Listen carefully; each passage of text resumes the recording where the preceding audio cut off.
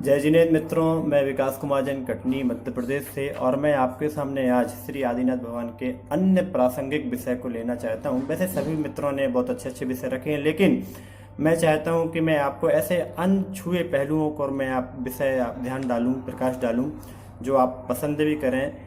तो मैंने ऐसे विषय रखे हैं। सबसे पहले तीर्थंकर प्रकृति का उनका बंध हुआ था, जैसा कि पहले के मित्रों ने बतलाया। और लेकिन हम तीर्थंकर कहते किसे हैं, तो हम सभी जानते हैं कि तरंती संसार महानवम ये तत्तीर्थम, जो जिनके द्वारा संसार सागर से पार होते हैं वो तीर्थ कहलाते हैं, और जो इसका प्रवर्तन करते हैं वो तीर्थंकर कहलाते हैं। ऐसे तीर्थंकर श्री विश्वनाथ भगवान के अनछुए पहलू मैं कहना चाहता हूँ। मैं डायरेक्ट उनके समोषण की ओर आपका ध्यान ले जाना चाहता हूँ। समोषण में बहुत सारी ऐसी विभूतियाँ होती हैं, जैसे कि आप सभी जानते हैं, और उनके कितने गणधर थे, समोषण की क्या रचना होती है, वो विषय किसी ने छुआ नहीं है। मैं छूना चाहता हूँ, लेकिन थोड़ा सा तीर्थंकरों के बारे में कहना चाहता हूँ। तीर्थंकर कितने होते हैं? वैसे तो तीर्थंकर अनादिकाल से होते आ रहे और अनंत काल तक होते रहेंगे, लेकिन एक काल में 24 की संख्या में होते हैं। और ये सौभाग्य था कि प्रथम तीर्थंकर श्री विश्वनाथ भगवान आदिनाथ जी हुए, जिन्होंने सठ कर्म का उपदेश हम सभी को दिया। एकमात्र एक ऐसे तीर्थंकर हुए 24 में जिन्होंने सठ कर्म का उपदेश दिया। बाकी किसी भी 23 अन्य तीर्थंकरों ने सठ कर्म का कोई भी उपदेश नहीं दिया, ना वो देते हैं। वो सिर्फ अपने आंगिक कर्म का, आत्मा तत्व का प्रवचन, दिव्य ध्वनि उनकी कीर्ति है, लेकिन बाकी इन्होंने वो सब विषय नहीं रखा। लेकिन एकमात्र ये रिकॉर्ड अगर है, ये महा उपकार है, महान उपकार है हमारे ऊपर श्री आदिनाथ भगवान का, जिन्होंने यह सठ कर्म को उपदेश दिया और हमें कृत्य किया। और ये तीर्थंकर थे, जैसे कि हम सभी जानते हैं। तीर्थंकरों के कुछ चिन्ह होते हैं, जैसे उनके दाढ़ी मूछ नहीं होते। तीर्थंकर अपनी माता का दूध नहीं पीते। इंद्र उनके दाहिने अंगूठे में अमृत लगा देता, जैसे चूसकर वो बड़े होते हैं। और जिंदगी भर तीर्थंकर इंद्र के द्वारा दिया हुआ वस्त्र ही पहनते हैं। साथ ही तीर्थंकर स्वयं दीक्षा लेते हैं।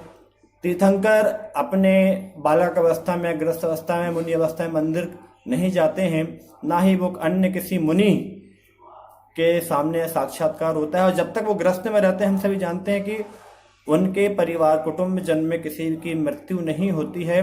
और तीर्थंकर किसी को नमस्कार नहीं करते, सब सिर्फ जब दीक्षा लेते हैं तब नमः सिद्धिभ्या बोलते हैं और दीक्षा लेते हैं। तो तीर्थंकर का अभिषेक पांडुक शिला पर होता है, जैसा हम जानते हैं, और पांडुक शिला भी 4 होती हैं। लेकिन भरत क्षेत्र के तीर्थंकरों का पांडुक शिला पर अभिषेक होता है, जन्माभिषेक होता है। ये हमारा रिकॉर्ड है कि हमारे श्री आदिनाथ भगवान का जन्म पांडुक शिला पर हुआ। तो आदिनाथ भगवान का शरीर का वर्ण कैसा था हम सभी जानते हैं। वो तपाए हुए स्वर्ण के समान बहुत ही उज्जवल उनका कलर था, और उनका वृषभ बैल का जो चिन्ह था, उनका पंच इंद्रिय होता है।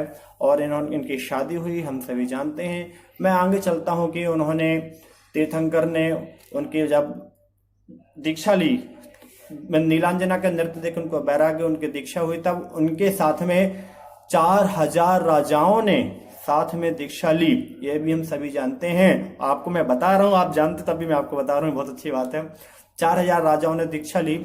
और सबसे बड़ी बात यह है कि प्रथम आहार होने के पहले पहले तक अन्य बहुत से सारे राजा भ्रष्ट हो गए, वो निकल गए। लेकिन ये बहुत अच्छी बात यह है कि जब आदिनाथ भगवान ने प्रथम आहार हुआ, तब उनका प्रथम आहार हुआ था इक्षु रस का। बाकी 23 तीर्थंकरों का क्षीरान्न से आहार हुआ था, यह उनका है। साथ में जब उनका समोषण लगा, तो समोषण मतलब उनके जहाँ पर दिव्य ध्वनि खिड़ती है, उनका प्रवचन उपदेश होता है, समोषण कहते हैं।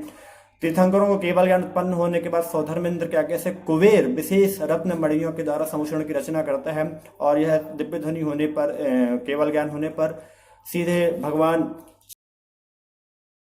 5000 धनुष ऊपर उठ जाते, मतलब 30 ऊपर पहुंच जाते हैं। वहां पर उनके समोषण की रचना होती है। समोषण में 8 भूमियां होती हैं, जैसे कि प्रत्येक दिशा में सीढ़ियां लगती हैं। 60,000 सीढ़ियां होती हैं, पलक झपकते ही वहां चढ़ जाया करते हैं। ये अंश के कुछ विषय हैं। जैसे 8 भूमियां होती हैं, जिसमें सबसे पहला होता है चैत्य प्रसाद भूमि, दूसरी जल खाती का, तीसरी लतावन भूमि, चौथा उपवन भूमि, 5वां ध्वज भूमि, 6वां कल्प वृक्ष भूमि, 7वां भवन भूमि और 8वां श्री मंडप भूमि होती है। इसके आगे स्फटिक मणि में वेदी होती है, जहां पर भगवान 3 पीठ के ऊपर विराजमान होते हैं। और अष्टम जो भूमि है श्री मंडप भूमि, उस पे ही 12 सभाएं लगती हैं। और सबसे बड़ी बात जो मैं कहना चाहता हूँ, भगवान के श्री वृषभ सेन, उनके जो पुत्र थे वह मुख्य गणधर, प्रथम गणधर बने और 84 गणधर थे भगवान के। सबसे बड़ी मजेदार बात यह है बंधुओं की, धार्मिक मार्ग में जब भगवान के 84 गणधर जो थे, वो उनका संबंध आज का नहीं था, बहुत पहले समय का था, जिसके कारण वो उनका पूर्व भाव का ये संबंध चला आ रहा था। और ये एक का कल्याण होता है, सभी जीवों का कल्याण हो जाता है, एक का मार्ग प्रशस्त होता है, सभी जीव का प्रशस्त हो जाता है। ऐसे ही 84 गणधरों के ये मुख्य नायक बने और मुख्य उनके जिनेंद्र देव अरिहंत भगवानों ने। और मैं समझता हूँ कि आपको यह जानकारी बहुत अच्छी लगी होगी। इसी मंगल भावना के साथ मैं अपना यह जानकारी जो छोटी सी मैं मेरे द्वारा कम समय दी गई, मैं समाप्त करता हूँ। उम्मीद करता हूँ आपको पसंद आएगी। जय जिनेंद्र, जय जिनेंद्र, जय जिनेंद्र।